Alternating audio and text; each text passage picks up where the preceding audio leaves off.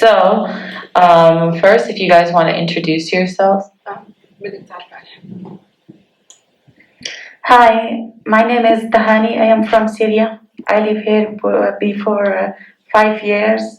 Before this, I live in the Jordan 4 years, 5 months in the Mukhayyam Zaatari. أنا أم ل8 أطفال. أنا أجيت طلعت من سوريا بال2013 إلى مخيم الزعتري. She's a mom of 8 beautiful kids. She came to the U.S. in 2013. She left Zaatari camp in 2013. مثل ما شفنا إنه الحياة كانت صعبة بالمخيم. كانت الحياة بخيمة.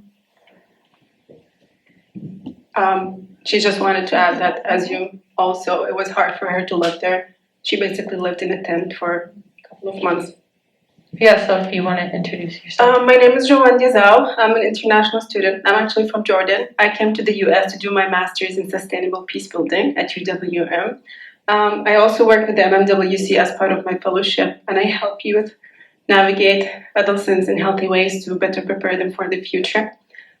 Before that, I worked in Zaatari camp in one of the non-formal education programs. We help dropouts, just like Fawzi and Mahmoud. So, yeah, that's all. So watching the film, did anything strike you or make you remember any specific experience while you were in Zaatari camp? لو حضرتي الفيلم في إشي خلاك تتذكري بالمخيم أو إشي رجعك بذكريات إشي كثير برز لك بالفيلم؟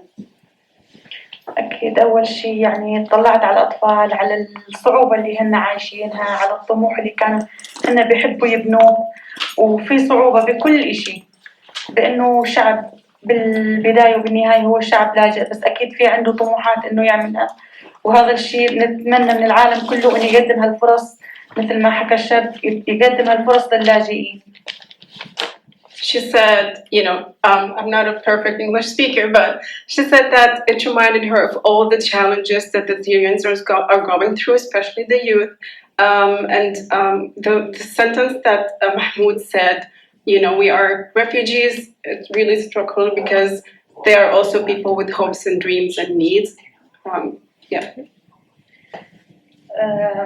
أنا بشكر الله إنه إحنا طبعاً أنا وأولادي وزوجي كنا من إحدى هذول اللاجئين اللي أنتم شفتوهم، وأولادي أكيد راح يحققوا طموحهم بدراستهم هون، بالأمان الموجود هون، بالكثير الأشياء اللي ما راح تساعدهم بتحقيق أحلامهم هون. بس رغم هيك يعني أنا بعيشتنا بمخيم الزعتري أكيد تقريبا كل طفل من أولادي طلع الزعتري مخيم عليه مخيم الزعتري عامل فيه علامة بجسده أو بوشه. أحد أطفالي كان هون في ندب، طفل ثاني بين شفتيه، والآخر بآخر شفته من هون. فهي مهما طال الزمان رح تكون علامة من مخيم الزعتري بحياة أولادي. She says, thank God, they lived in Zaatari camp, and she's very thankful because she made it here. She says, as long as they go in life, it's hard to forget what happened to them in Zaatari camp because all her kids had marks on their faces, whether injuries or bruises these injuries will remind them of their history back in Zaatari as they move forward. Okay, I think now if anybody from the audience has any questions. I just want to say something.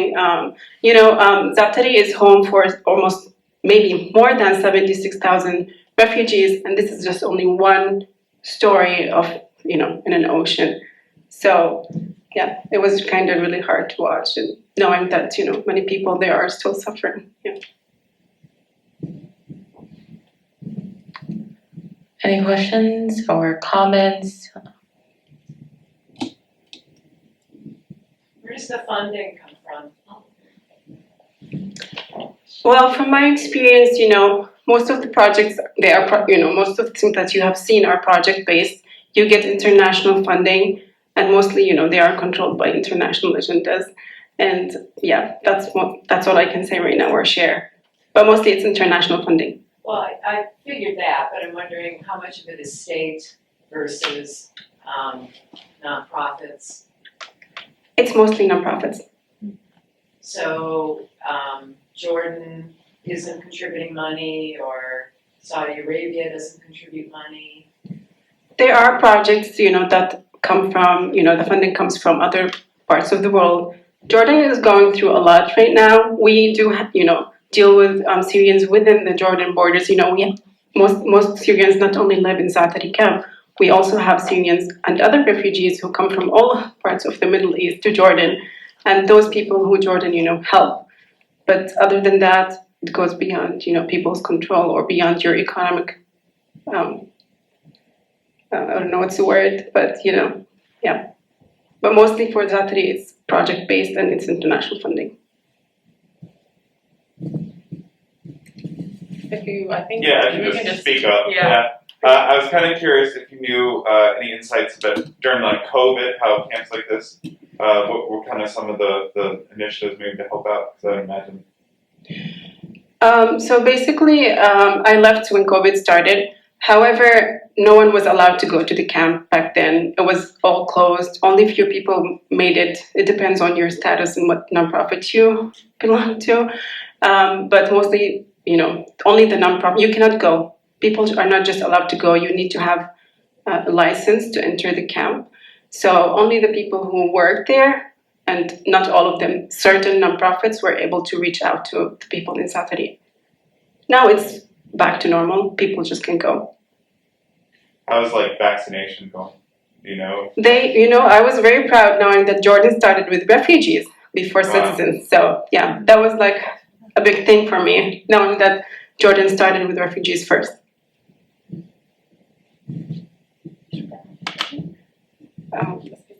كيف المشاريع جوا كانت مين بيجوا المصاري هي دعم دولي شو صار بالفاكسين عشان الكوفيد كانوا يسألوا أسئلة. Yeah, so any questions? Or do any of you any final words about your experience there before we close up? في شيء ثاني بتحبي تشاركي معهم عن تجربتك؟ And Tahani said before, she's open to any kind of question. So if you have any, yes, please. Could you tell more about the safety problems?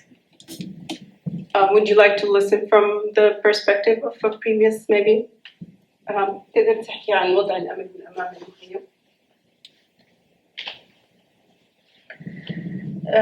بدي أحكي بكلمة عن كل السوريين. أول شخص وصل داخل المخيم الزعتري، أول ما حط رجله داخل المخيم الزعتري، أول شيء كان مثل منظر الشباب اللي إحنا شفناهم، كان جدا غبرة وأوساخ عليهم. بس هذا الإشي إحنا ما كنا ننتبه له. إحنا انتبهنا لشغلة إنه أول ما نوصل بدنا نحط راسنا على المخدة إنه ما يكون في قصف أو ضرب علينا. She said, coming from Syria, with all the bombings that were happening and all the stuff that they had to go through, the only thing they cared about once they have arrived to Jordan, just to be in a place where there are no bombings. So they didn't really actually think about safety back then, because for them, being in Jordan is safe. لو حتى كانت المنامة في خيمة، بس إنه ما كان في ضرب أو حرب أو شيء، هو هذا اسمه أمان. So she said once they arrived, they basically only had tents, and for them, the tent was their safe space. Instead of all the challenges they had to go through, even while living in Zaatari camp.